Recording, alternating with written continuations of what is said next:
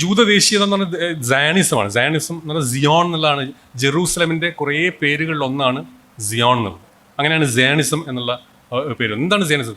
പലപ്പോഴും നമ്മൾ കേൾക്കുന്ന ആഖ്യാനങ്ങൾക്ക് സയണിസം എന്ന് പറഞ്ഞാൽ എന്തോ ഒരു ഭയങ്കര ഭീകര വാക്കാണെന്നുള്ളൊരു ഫാസിസം എന്നൊക്കെ പറയുന്ന പോലെയാണെന്നുള്ളതാണ് നമ്മൾ പൊതുവിൽ മനസ്സിലാക്കുന്നത്. യഥാർത്ഥത്തിൽ സയണിസം എന്ന് പറഞ്ഞ ഇതാണ്.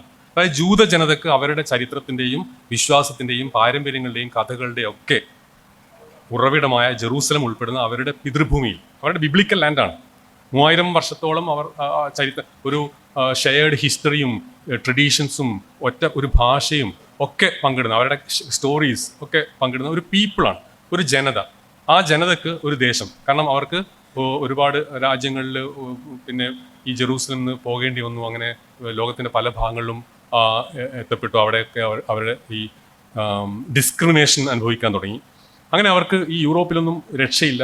ഒരു സുരക്ഷയ്ക്ക് വേണ്ടിയുള്ള ഒരു സ്വന്തം രാജ്യം ഉണ്ടാവണം. അന്ന് വേറെ രാജ്യങ്ങളും ഇങ്ങനെയൊക്കെയാണ് ഉണ്ടാക്കിയത്.